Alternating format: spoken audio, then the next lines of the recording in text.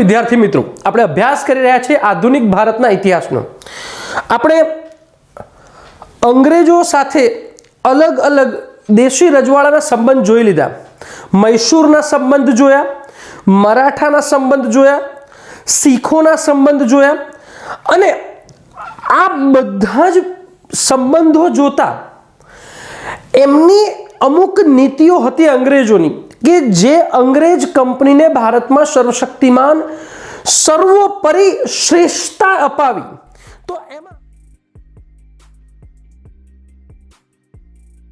તો એમાં બે મુખ્ય નીતિ મહત્વની છે, લॉर्ड વેલેસ્લીની સહાયકારી યોજના અને ડેલહાઉસીની ખાલસા નીતિ। તો આજે આપણે વેલેસ્લીની સહાયકારી યોજના સમજવાની છે અને પછીના વિડીયોમાં ડેલહાઉસીની ખાલસા નીતિ સમજી લઈશું। મિત્રો, આજનો વિડીયો પ્રિલિમ પરીક્ષા માટે તો માત્ર એક બે ફેક્ચ્યુઅલ ડેટાથી વિશેષ નથી।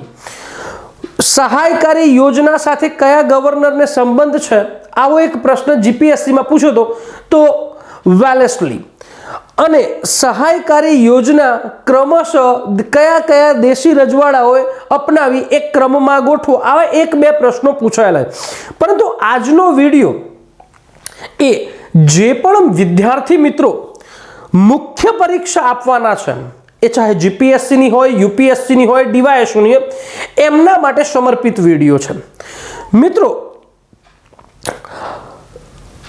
1793 ભારતના ગવર્નર તરીકે લॉर्ड કાર્નવોલિસ હતો।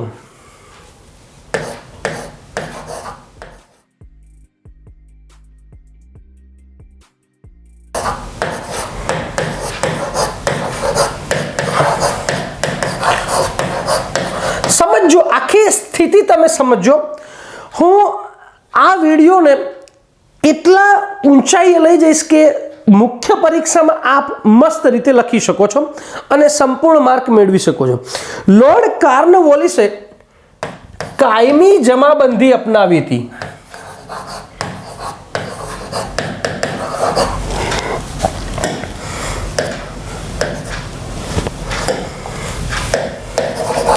એને બીજી ભાષામાં સ્થાયી બંદોબસ્ત તરીકે પણ ઓળખવામાં આવે છે, સ્થાયી બંદોબસ્ત। જે પછી 1793 પછી ભારતના ગવર્નર જનરલ તરીકે 1793 થી 1798 સુધી ગવર્નર તરીકે જ્હોન સોર આવે છે।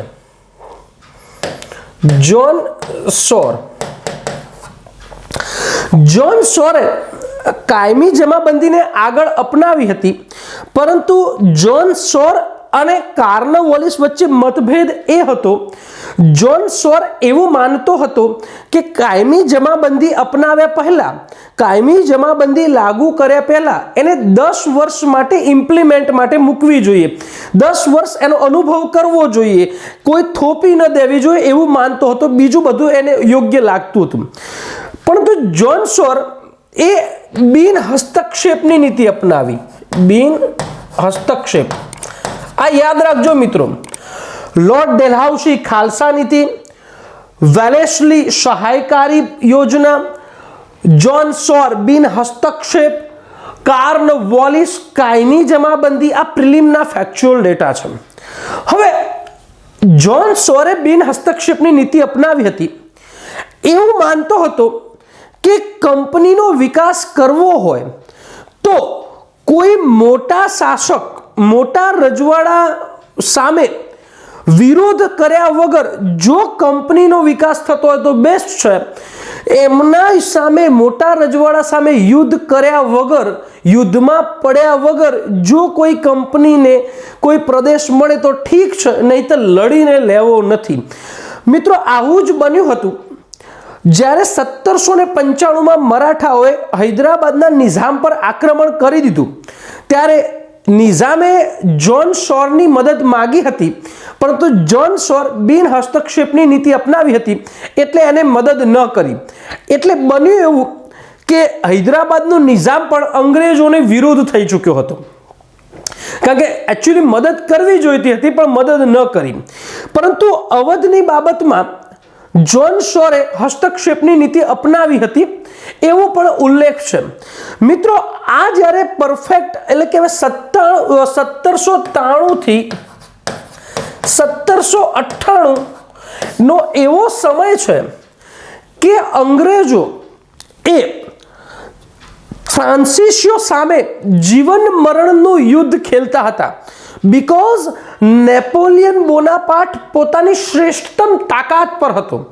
નેપોલિયન બોનાપાર્ટ એ યુરોપમાં ધાક જમાવી હતી, મિસ્રને પણ જીતી લીધું અને એનો છેલ્લો ટાર્ગેટ એવું માનવામાં આવે છે કે ભારત હતો। અંગ્રેજો ખૂબ ડરેલા હતા। સાથે એ પણ સાબિત થઈ ચૂક્યું છે કે ટીપુ સુલતાન અને નેપોલિયન બોનાપાર્ટ વચ્ચે પત્ર વ્યવહાર થયો હતો, બરાબર ને। હવે થાય છે શું, આવી બધી પરિસ્થિતિમાં ઇંગ્લેન્ડ સરકાર એક ગવર્નર ચેન્જ કરે છે અને 1798 લોર્ડ વેલેસ્લીને ગવર્નર તરીકે ભારતમાં મોકલે છે। 1798 થી 1805 નું વર્ષ છે મિત્રો એ કંપનીનું શ્રેષ્ઠતાનું વર્ષ તરીકે માનવામાં આવે છે। કંપની ટોપ ઉપર જતી રહી હતી બીજી કંપનીઓ કરતા। તો મિત્રો 1798 લોર્ડ વેલેસ્લી ભારતમાં ઉતરે છે। એવા સમયે ભારતના રજવાડાઓ અંદરો અંદર ઝઘડતા હોય છે। બીજું કે પોતે એક એવો સંઘ બનાવી શક્યા નહોતા। ત્રીજું એ પણ હતું કે દરેક રજવાડાઓ અંગ્રેજોના મોટા ભાગે વિરોધી હતા અને ફ્રાન્સિસિયોના મિત્ર હતા। તમે માર્ક કરજો, કોઈ પણ ચાહે ટીપુ સુલતાન હોય કે રણજીતસિંહ હોય એ ફ્રાન્સિસિયોના મદદથી એ પોતાની સેનાને પ્રશિક્ષણ આપતા હતા એવા ઉલ્લેખો છે। એટલે કે પરિસ્થિતિ લોર્ડ વેલેસ્લીથી વિરુદ્ધ હતી। એક તો હૈદરાબાદનો નિજામ પણ અંગ્રેજો વિરુદ્ધ થઈ ચૂક્યો હતો કેમ કે જોન સોરે એને મદદ નહોતી આપી। મિત્રો એક એક મારા શબ્દો સમજજો, એક એક શબ્દોની તથ્યાત્મક રચના સમજજો। આ વિડિયો એ મુખ્ય પરીક્ષાના વિદ્યાર્થીઓ માટે ખાસ છે। તો મિત્રો એવા સમયે લોર્ડ વેલેસ્લી ભારતમાં ઉતરે છે। એ જ દિવસે મોરેશિસથી ફ્રાન્સિસ ગવર્નરનો એક દૂત મંગલોર આવે છે ટીપુ સુલતાનના દરબારમાં। એ જ દિવસે જોગાનું જોગ ગણો કે ઘટના ગણો, એટલે કે વેલેસ્લીને એવું લાગ્યું કે હવે જો મારે નેપોલિયન બોનાપાર્ટના આક્રમણથી બચવું હોય તો પહેલા જે દેશી રજવાડાઓ છે એમાં જે ફ્રાન્સિસિયોનો પગ પેસારો થઈ ચૂક્યો છે એ પગ પેસારોને દૂર કરવું પડશે। જે જોન સૌરે બિન હસ્તક્ષેપની નીતિ અપનાવી હતી એ મારે છોડવી પડશે। હવે મારે ખુલ્લા યુદ્ધની નીતિ અપનાવવાની છે, મારે હસ્તક્ષેપની નીતિ અપનાવવાની છે, મારે કોઈ પણ ભોગે, કોઈ પણ રીતે, કોઈ પણ સંજોગે મારી પ્રદેશનું, મારી કંપનીનું સામ્રાજ્ય વધારવાનું છે। એ ચાહે લડાઈથી પણ વધારવું પડે તો વધારવાનું છે।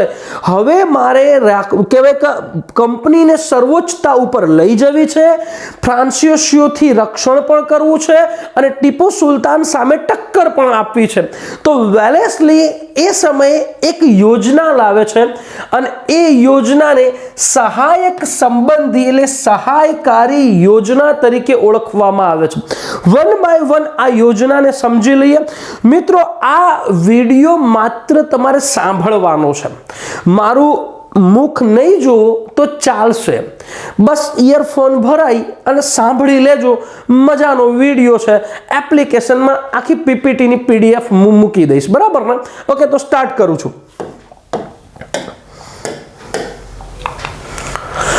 હવે જો વેલેસ્લીની બાબતમાં ચર્ચા કરવાની છે। 1798 માં ભારત આવ્યો તો મેં કહ્યું કે જે દિવસે ભારતમાં એને પગ મૂક્યો તો એ જ દિવસે ટીપુ સુલતાનના દરબારમાં મોરેશિસના ગવર્નરનું એક આખું દૂત આવે છે, બરાબર ને? એ જોગાનું જોગ ગમે તે, બરાબર ને? 37 વર્ષની ઉંમરે એ આવ્યો હતો, એ 37 વર્ષનો હતો મિત્રો. એ જેવો તેઓને ઇંગ્લેન્ડના કોસ્ટના લોર્ડ તથા બોર્ડ ઓફ કંટ્રોલનો આયુક્ત રહેલ હતો, બુદ્ધિશાળી હતો મિત્રો. ખાલી એને તમે સમજો કે એને બંગાળનો ટાઈગર કહેવામાં આવતો હતો, સાહસિક કહેવામાં આવતો હતો, બરાબર ને. પરંતુ એ થોડોક જિદ્દી હતો. આ એના અવગુણ કહે ને, તો સાહસિક હતો, બંગાળનો ટાઈગર હતો, બરાબર ને, બુદ્ધિશાળી પણ હતો, બરાબર ને. ઓકે, નીતિ તો આને કઈ નીતિ હું ટૂંકમાં જ જઉં છું, સમજાવું છું, તમારે વિડીયો સમજવાનો છે. એને સક્રિય હસ્તક્ષેપની, જ્યારે જ્હોન સૌરે શું કર્યું હતું, બિન હસ્તક્ષેપ કે કરવો જ રહ્યો હસ્તક્ષેપ. નાના નાના રજવાડાઓને ગળી જાઓ, વેલેસ્લી એમ કહેતો હતો. પોતાના અંગ્રેજ સામ્રાજ્ય કંપનીમાં એને ભેળવી દો અને સામ્રાજ્ય વિસ્તાર, આ બે નીતિ એને અપનાવી હતું. સમર્થન, હવે આ નીતિને કંપનીના ડાયરેક્ટરોએ સમર્થન કર્યું હતું. ઇંગ્લેન્ડમાં જે કંપનીના ડાયરેક્ટર બેઠા હતા એમને કહ્યું કે વેલેસ્લી બિલકુલ સાચો છે. કેમ? જો આ નહીં કરવામાં આવે તો ફ્રાન્સિસીઓ ઘર કરી જશે દેશી રજવાડામાં, અને સામે કહેવાય કે નેપોલિયન બોનાપાર્ટનો પણ ડર હતો. ઉદ્યોગપતિઓ પણ મિત્રો એના સપોર્ટમાં હતા. કેમ? ઉદ્યોગપતિઓને કાચો માલ જોઈતો હતો જે એ દેશી રજવાડાઓમાંથી મળતો હતો, અને એ જ માલ બનાવ્યા પછી મિત્રો એમને ત્યાં એક બજાર પણ જોઈતું હતું ઉદ્યોગપતિઓને, અને એટલા માટે એને દેશી રજવાડાઓ પણ મળી રહેતા હતા. એટલે ઉદ્યોગપતિઓ પણ એની નીતિથી એની નીતિના સમર્થનમાં હતા. આગળ વધીએ છીએ મિત્રો. હવે સમયની સ્થિતિ મિત્રો, આ સમયની સ્થિતિ તમારે સમજવાની છે કે જે વર્ષે વેલેસ્લી આવ્યો એ વર્ષે મરાઠા એ છેક મિત્રો કાશ્મીરથી લઈને મૈસૂર સુધી મરાઠાઓનું સામ્રાજ્ય હતું. મરાઠા એક શ્રેષ્ઠ શક્તિ તરીકે ઉભરી આવ્યા હતા. બીજું કે આ સમયે મૈસૂરના ત્રીજા યુદ્ધમાં ભલે ટીપુ સુલતાન નબળો પડ્યો હોય, પણ ટીપુ સુલતાન એ અંગ્રેજો વિરુદ્ધ કાવતરું ઘડી રહ્યો હતો. વેલેસ્લીના સમયમાં જ મિત્રો કહેવાય કે ચતુર્થ મૈસૂર યુદ્ધ થયું.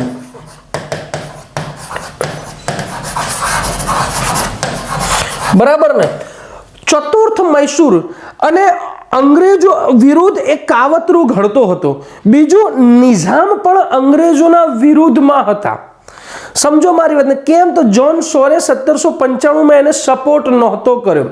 બીજું કે રાજસ્થાનમાં જે હતા એ રાજસ્થાન મરાઠાઓમાંથી સરચોથ અને સરદેશમુખ ઉઘરાવતા હતા, બરાબર ને, જેના કારણે એ પણ અંગ્રેજો વિરુદ્ધ હોવાનું મનાવવામાં આવતું. રણજીતસિંહ પણ પોતાની સર્વોચ્ચતા પર હતા. નાના ફડણવીસ પણ અંગ્રેજોની પરિસ્થિતિને સમજી ચૂક્યા હતા. આવી બધી વિપરીત પરિસ્થિતિમાં આ ભારત આવ્યો હતો, બરાબર ને. ભારતની સ્થિતિ એવી હતી કે સમગ્ર અંગ્રેજો વિપરીત હતી. કોઈ રજવાડામાં મોટા ભાગે એક તો ફ્રાન્સીસી વ્યક્તિ હતો કે જે સેનાને પ્રશિક્ષણ કરતો હતો, પરંતુ એ પણ સાથે કહી શકાય કે ભલે બધા જ રજવાડા અંગ્રેજો વિરુદ્ધ હતા, પરંતુ એ બધા જ રજવાડાઓ સંગઠિત નહોતા. એ અલગ અલગ રજવાડાઓમાં પણ એમને વિરોધી હતા. એટલે એક પોઈન્ટ એને પક્ષમાં હતો, તો એની પરિસ્થિતિ હતી કે સમયની સ્થિતિ એવી હતી, બરાબર ને. અને આને ઝડપથી કામ કરવું જ પડે એવું હતું, કારણ કે નેપોલિયન બોનાપાર્ટ છેક મિસ્ર સુધી દરવાજા ખખડાવી ચૂક્યો હતો, અને પછીનું એનો ટાર્ગેટ એ ભારત હોઈ શકે. હવે એ હજી ચર્ચાનો વિષય છે કે વેલેસ્લીએ નેપોલિયન બોનાપાર્ટની બીક બતાવી અને દરેક રાજ્યોને, દેશી રાજ્યોને સહાયકારી યોજના સ્વીકારવા માટે મજબૂર કર્યા. એ સાચું છે કે ખોટું એ ખબર નથી, પરંતુ આવી એક નેપોલિયન બોનાપાર્ટની પણ એક સ્થિતિ હતી એવા સમયે, બરાબર ને. આગળ જઈએ છીએ. વેલેસ્લીના ઉદ્દેશ્ય અને તેની નીતિ, યુદ્ધની નીતિમાં વિશ્વાસ. વેલેસ્લી એમ માનતો હતો કે કોઈ પણ ભોગે યુદ્ધ કરવું પડે તો કરી નાખો, પણ કંપનીને શ્રેષ્ઠતા અપાવો અને કંપનીના સામ્રાજ્યમાં વધારો કરો. જ્હોન સૌર યુદ્ધની નીતિમાં નહોતો માનતો, અને એટલા માટે જ નિઝામને એને મદદ નહોતી કરી, બરાબર ને. જ્હોન સૌર બિન હસ્તક્ષેપની નીતિ અપનાવી હતી. હવે ઉદ્દેશ્ય પૂર્ણ કરવા માટે 3 ઉપાયો હતા એને. તો પહેલું, સહાયક સંધિ કરી દો. કોઈ દેશી રજવાડાને એવું કહેતા કે ભાઈ તું મારા મેં જે સહી કર દે સહાયક સંધિમાં. બીજું એક હતું ખુલ્લું યુદ્ધ, આમને સામને આવી જાઓ, તું સહી નહીં કરે તો આવી જા હેડ હથિયારો સાથે, બરાબર ને.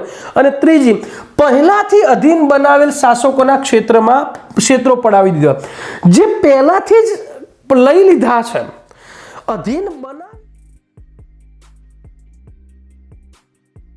અધીન બનાવી દીધા છે.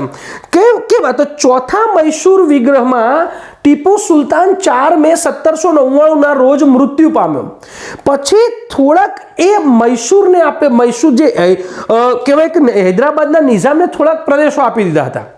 પછી કહી દીધું કે આ તમારા પ્રદેશ છે, અમારા, બરાબર ને. પહેલાથી જ અધીન હતા, એમના ક્ષેત્રો પડાવી લેવા. તો 3 એની નીતિ યાદ રાખજો. પહેલી કહેતા તમે સહાયક સંધિ કરી લો.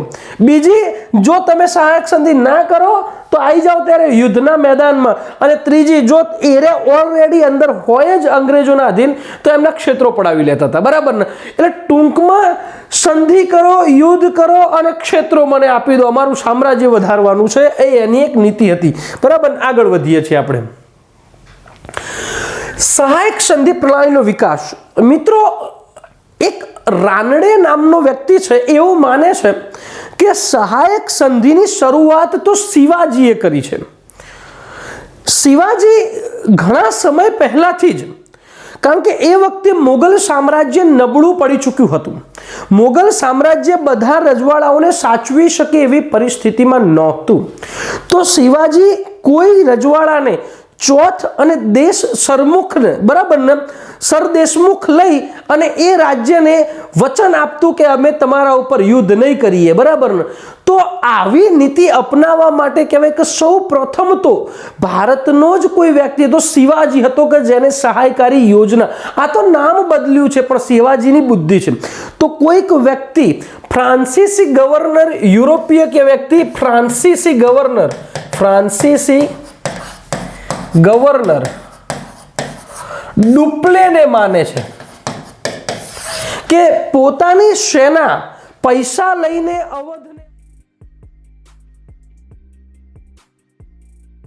અવધને આપી હતી, બરાબર ને, કે ભાઈ તમે રૂપિયા આપો અને અમારી સેના તમને આપીએ છીએ, બરાબર ને. એટલે ડુપ્લેને પણ માને છે. પરંતુ ભલે શિવાજીએ સ્ટાર્ટ કરી હોય, ડુપ્લે સ્ટાર્ટ કરી હોય, પરંતુ એને સંપૂર્ણ વિકાસ આપવાનો શ્રેય લોર્ડ વેલેસ્લીને જાય છે. આલ્ફ્રેડ લોયલ ભારતીય યુદ્ધોમાં ભાગ લેવાની 4 સ્થિતિ બતાવે છે. આ નોંધવાનું છે. આલ્ફ્રેડ તો કઈ તો મિત્ર રાજાઓને ભાડેથી સેના આપી દેવી. મિત્ર રાજા હોય, ધારો કે મારો મિત્ર હોય કોઈક, લે ભાઈ તાર ભાડેથી સેના મને 5 રૂપિયા ભાડું આપી દેજે, બરાબર. સેના આપવી 1765માં આવું કરવામાં આવ્યું હતું, બરાબર. બીજું, મિત્રોની સહાયતાથી યુદ્ધમાં ભાગ લેવો. તું આવી જા, આપણે બે પેલા પાડી દઈએ. બીજી નીતિ.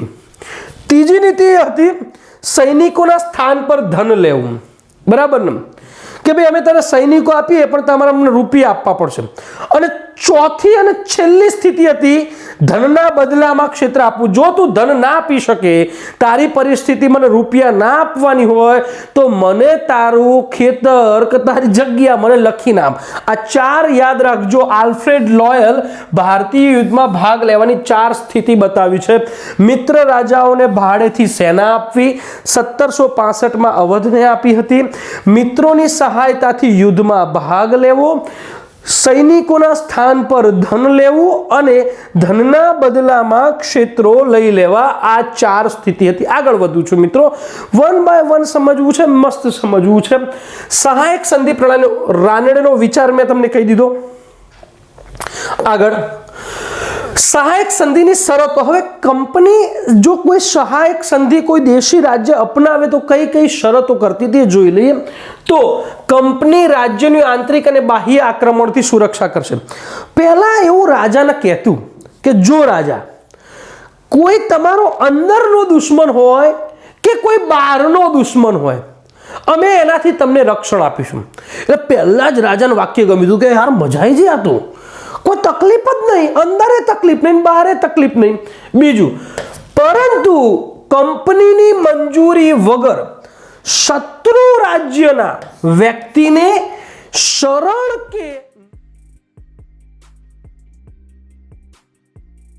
કે નોકરી આપવાની રહેશે નહીં. જો સહાયક સંધિ તમે સ્વીકારો તો શત્રુ રાજ્યનો કોઈ વ્યક્તિ હોય તો એને તમારા દરબારમાં રાખવાનું. આ કેના ઉપર નાક દબાયું? જે ફ્રાન્સીસી વ્યક્તિઓને રાખતા હતા પ્રશિક્ષણ માટે, એમનું નાક દબાયું. ફ્રાન્સીસીઓને કાઢી દેવાની શરત રાખી. જોજો કેવી રીતના આમ કાન નથી પકડાવતા, આમ કાન પકડાવ. આમે એવું ક્યાંય ન લખ્યું કે ફ્રાન્સીસીઓને તમારે કાઢી દેવા, પરંતુ ઇનબિલ્ટ અંદર શબ્દ છે કે કંપનીની મંજૂરી વગર શત્રુ રાજ્યના વ્યક્તિને શરણ કે નોકરી આપી શકાય નહીં. બરાબર. કંપનીની અનુમતિ વગર કોઈ રાજ્ય સાથે યુદ્ધ કે સંધિ કરી શકશે નહીં.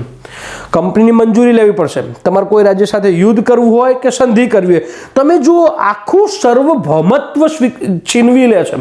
તમે ખાલી હવે મારે આ સમજાવું છું, પછી તમને એ સમજણ પડી જ જવી જોઈએ મુખ્ય પરીક્ષાના વિદ્યાર્થીઓ તો કે આના ખરાબ પાસાઓ શું છે અને કંપની માટે સારા પાસાઓ શું છે એ તમને ખબર પડવી જ જોઈએ. બરાબર ને? કંપની રાજ્યની સુરક્ષા માટે રાજ્યમાં સેના રાખશે. હવે જુઓ, રાજ્યમાં સેના રાખશે. હવે જુઓ, આ સેના કોઈ પણ રાજ્ય હોય એનું પાટનગર કોણ હોય? તો વ્યૂહાત્મક રીતે મધ્યમાં હોય, શ્રેષ્ઠતમ જગ્યા હોય, ત્યાં સેના રાખશે. એટલે કે કંપનીની સેના ક્યાં રહેશે?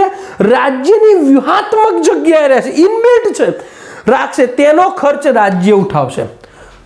કલ્પના કરો, કંપની સેના કોણ? સેના કની? તો કંપનીની. બરાબર. ખર્ચ કોણ ઉઠાવશે? તો રાજ્ય. મજા છે ને? રાજ્યના પૈસે પોતાની સેના. હવે આની ઇનબિલ્ટ અસર શું કે જે સિપાહી હતા એમને છૂટા કરી દો એટલે બેરોજગાર બની જશે. જે રાજ્યના સિપાહી હોય એ છૂટા કરી દો, બેરોજગાર બની જશે. બરાબર ને? બીજું સાથે એ પણ કીધું કે આંતરિક વિદ્રોહ તમથી અમે રક્ષણ આપીશું. તો ગમે તેવો રાજા વિલાસી થઈ જાય, કશું પ્રજાના કામ ન કરે તો પ્રજા આંતરિક વિદ્રોહ કરવાની નહીં, કારણ કે અંગ્રેજોની સેના તો હોય જ છે. એટલે કહેવાય કે હાવ જે ખરાબ સ્થિતિ હતી.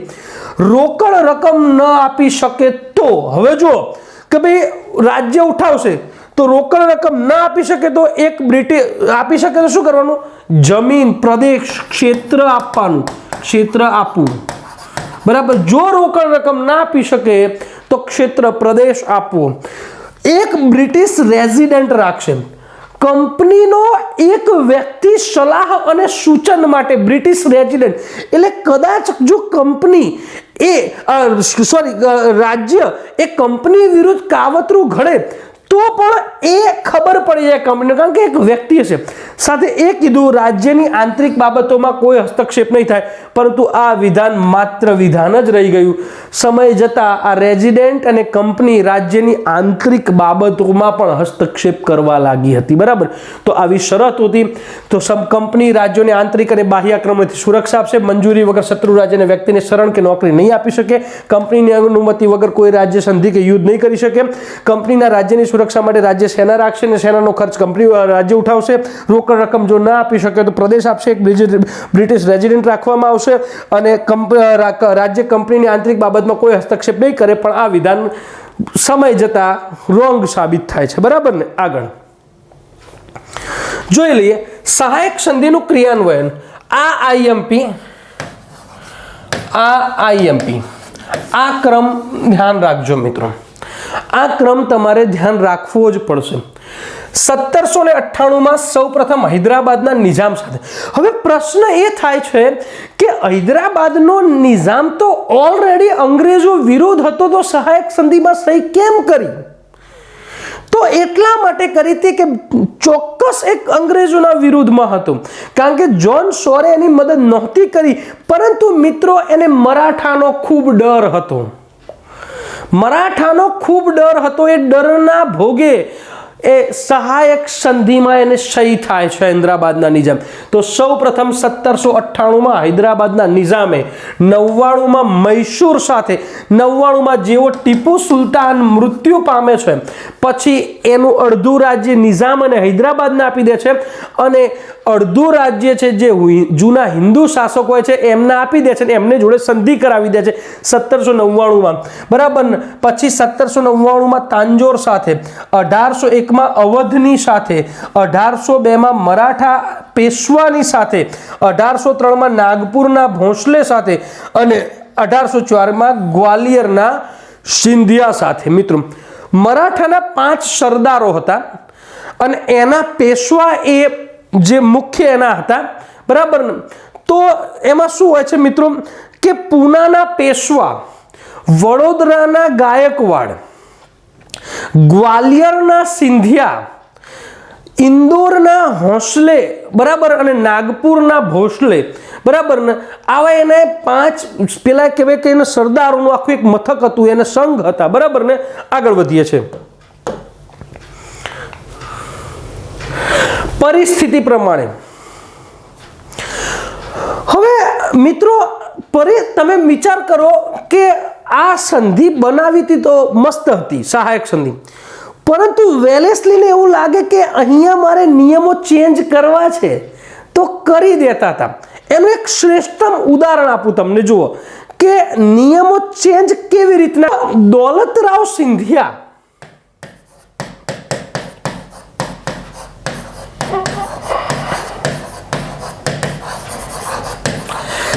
સિંધિયાએ વેલેસ્લીને એવું કીધું કે મારે સહાયક સંધિ સ્વીકારવી છે તો ખરી, પરંતુ એક મને તમારી શરત નથી ગમતી. એ કઈ?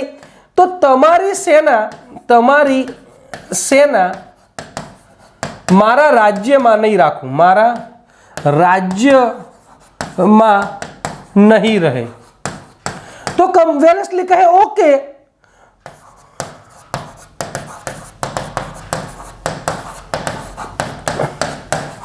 વેલેસ્લી કહે ઓકે. તો મિત્રો, સિંધિયાના જે રાજ્યના બોર્ડરની બહાર કંપનીની સેના હતી. જો એક કહેવાય મોસ્ટ આઈએમપી, કોને સહાયકારી સંધિમાં પોતાના રાજ્યમાં સેના નહોતી રાખી કંપનીની? તો દોલતરાવ સિંધિયા, બરાબર ને. આખું જોવા, દોલતરાવ સિંધિયાએ એ રાજ્યમાં સેના નહોતી રાખી. આગળ વધીએ છીએ મિત્રો. આગળ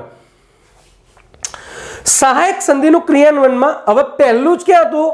તો હૈદરાબાદના નિઝામ જોડે કરી હતી, યાદ છો ને, 1798માં. હવે જોઈ લઈએ, જે કંપની હૈદરાબાદમાં જે સેના રાખવાની હતી એનો ખર્ચ હતો વાર્ષિક 24 લાખ આપવાનો હતો. કેટલો હતો?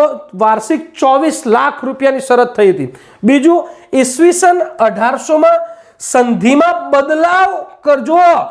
પહેલા શું થયું? 1798માં સંધિ કરી, પછી 1800માં એમાં બદલાવ કર્યો, ચેન્જિંગ કરી હતી.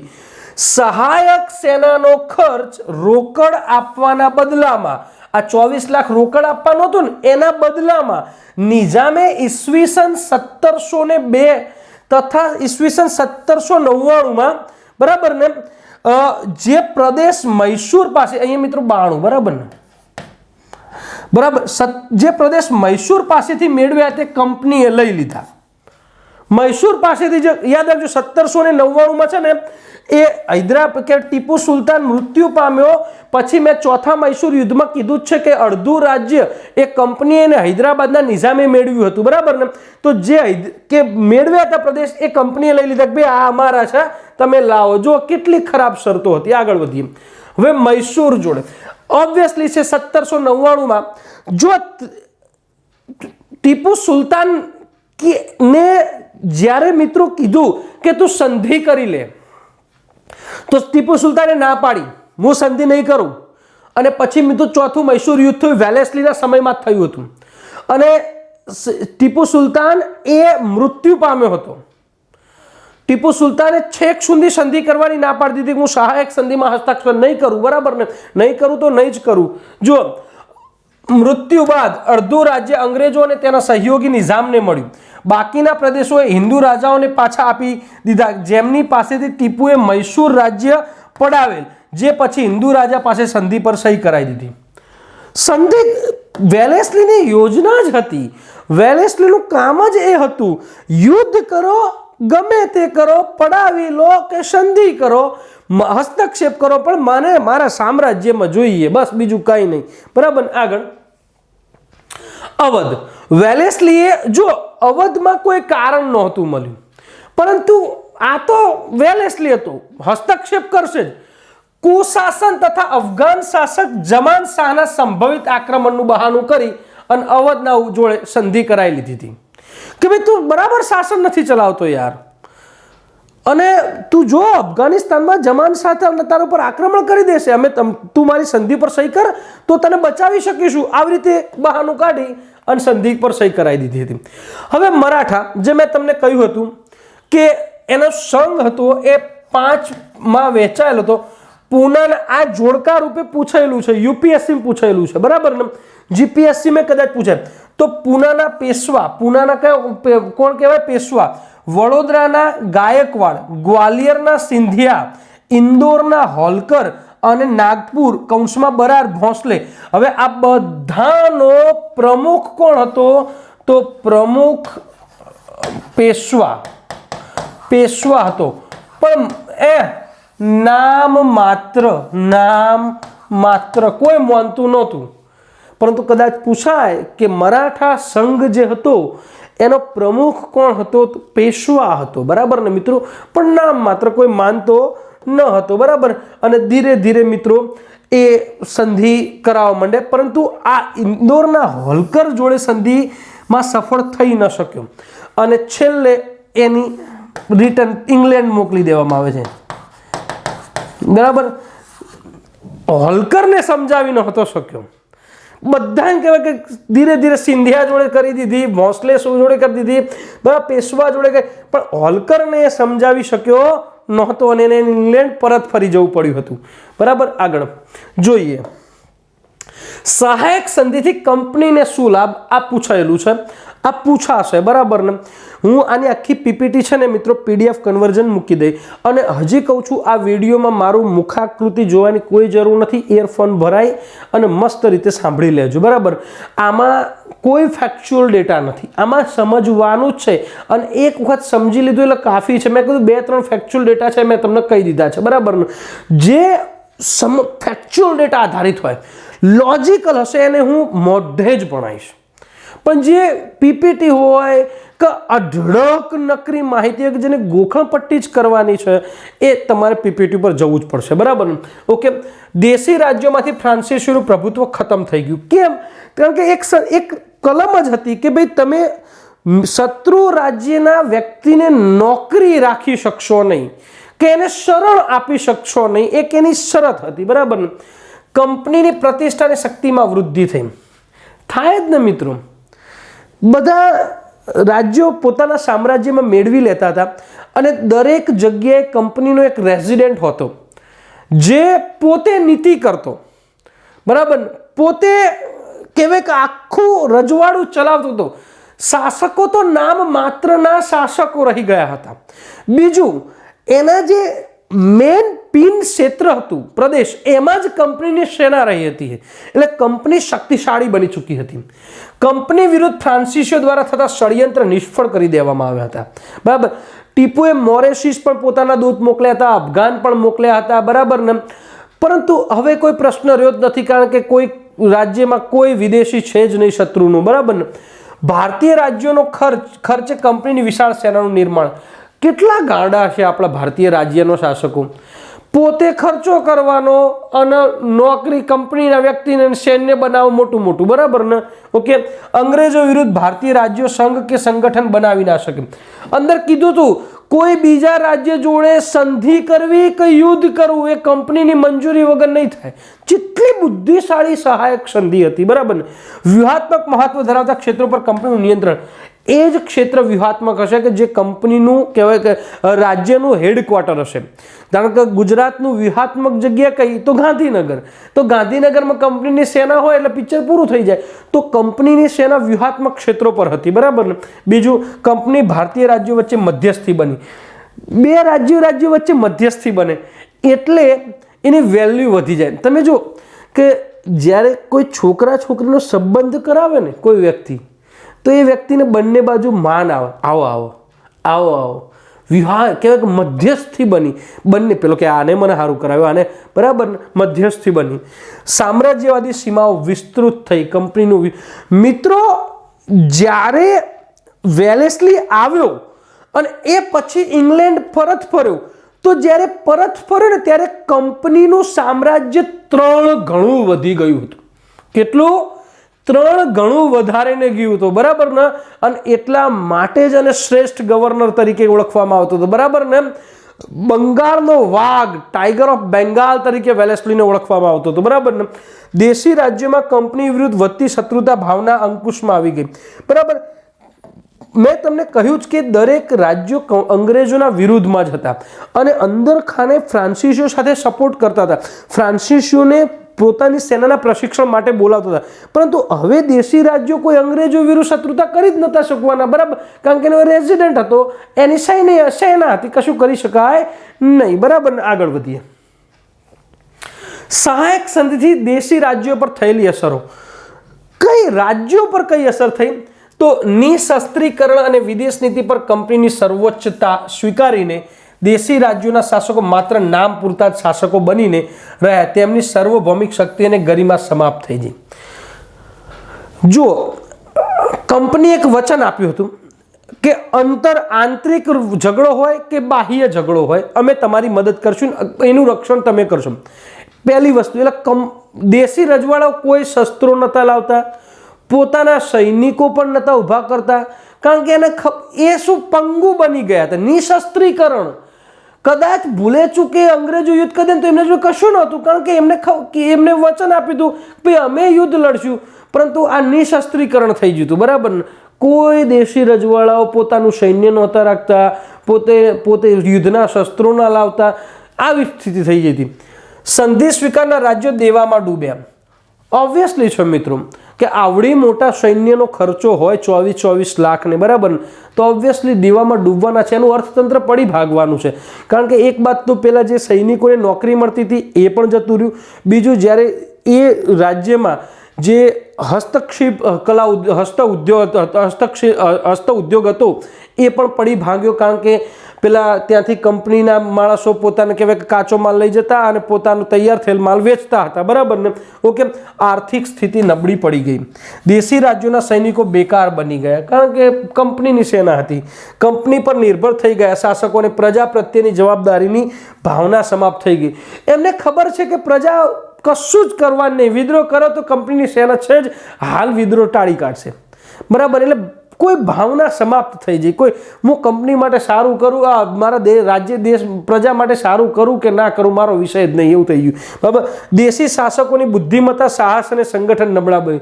જો પહેલી વસ્તુ તો બુદ્ધિમત્તા ખતમ થઈ. કેમ? પેલો રેઝિડન્ટ કે ને એ પ્રમાણે કરવાનું હતું અમને, એટલે કોઈ વિચારવાનું હતું જ નહીં. સાહસ, એમને કોઈ યુદ્ધ લડવાનું જ નહોતું. કંપની યુદ્ધ લડે એટલે કોઈ તાકાતની વાત જ નહીં રહી. અને સંગઠન, કારણ કે કંપનીની અનુમતિ વગર તમે સંગઠન નતા બનાવી શકતા, બરાબર ને. એટલે કે દેશી શાસકોની બુદ્ધિમત્તા જતી રહી, સાહસે જતું રહ્યું અને સંગઠન પણ નબળા પડી ગયા. આગળ વધીએ. લોર્ડ વેલેસ્લીનું મૂલ્યાંકન. હવે તમને પૂછાય કે ભાઈ વેલેસ્લી વિશે 20 શબ્દોમાં લખો કાં તો 100 શબ્દોમાં લખો. મૂલ્યાંકન શું કરવું? તો એને બંગાળનો વાઘ પોતાને કહેતો. 1801માં મદ્રાસ પ્રેસિડેન્સીનું સર્જન કર્યું. ભારતની પ્રથમ પ્રેસિડેન્સી હતી, બરાબર ને. ઓકે, જેને મદ્રાસ પ્રેસિડેન્સી કહેવામાં આવતી હતી, એનું સર્જન કર્યું. કલકત્તામાં નાગરિકોની સેવામાં ભરતી કરેલ યુવાનોના પ્રશિક્ષણ માટે ફોર્ટ વિલિયમ કોલેજની સ્થાપના કરી. IMP આ એક વખત GPSCમાં પૂછાયું હતું, બરાબર ને, કે ભાઈ પ્રશિક્ષણ માટે કઈ કોલેજની સ્થાપના કરી? તો ફોર્ટ વિલિયમ, બરાબર ને. ફોર્ટ વિલિયમ ત્યાં એક કોટ હતો, કિલ્લો હતો, બરાબર ને. અને એના કારણે એને કોલેજની સ્થાપનામાં ફોર્ટ વિલિયમ કોલેજ લખ્યું, બરાબર. જો બાઇબલનું 7 ભાષાઓમાં એને ભાષાંતર કરાવ્યું હતું. એ બહુ જ વિદ્વાન હતો, ભણેલો હતો કહેવાય છે, બહુ જ વિદ્વાન. એને સાહિત્ય પ્રત્યે રુચિ હતી મિત્રો, બરાબર ને. જો સાહસી અને દૂરંદર્શિતા હતો, પણ ખૂબ જ અહંકારી હતો. હા, હું કરું એમાં થાય, હું સર્વશ્રેષ્ઠ છે, હું ખૂબ જ અહંકારી હતો. ભારતથી ઇંગ્લેન્ડ પરત ફર્યો ત્યારે 3 ગણું ક્ષેત્ર કંપનીનું વધારી દીધેલ હતું. તો આ રીતે મિત્રો સહાયકારી યોજનાનો અંત થાય છે। મિત્રો યાદ રાખજો કે તમારે સહાયકારી યોજનામાં પ્રિલિમિનરી પરીક્ષામાં એક પેલો દોલતરાવ કે જેને પોતાના કંપનીનું સૈન્ય રાખ્યું ન હતું અને સહાયક સંધિ પર સહી કરી હતી, પછી સહાયક સંધિને ક્રમશઃ અપનાવનાર તો હૈદરાબાદનો નિઝામ, હૈદરાબાદ, પછી મૈસૂર, પછી તાંજોર, આવી રીતે ક્રમશઃ જે અપનાવી છે એ ગોખી લેજો। પછી મરાઠાના પેલા 5 સંઘો તો પૂનાના પેશવા, ગ્વાલિયરના સિંધિયા, ઇન્દોરના હોલકર, નાગપુરના ભોસલે, બરાબર ને આ રીતના તમારે પછી વડોદરાના ગાયકવાડ, આ 5। બીજું કે વેલેસ્લી એ સહાયકારી યોજના માટે, પછી બિન હસ્તક્ષેપની નીતિ તો જોન સોરે અને કાયમી જમાબંધી તો કાર્નવોલિસ। આ રીતના મિત્રો આ વિડીયો હું પૂર્ણ કરું છું। નેક્સ્ટ વિડીયો મિત્રો ડેલહાઉસીની ખાલસા નીતિ વિશે રહેશે, પછી પ્રથમ પાઠનો અંત આવી જશે। તો મળીએ છીએ, બાય બાય।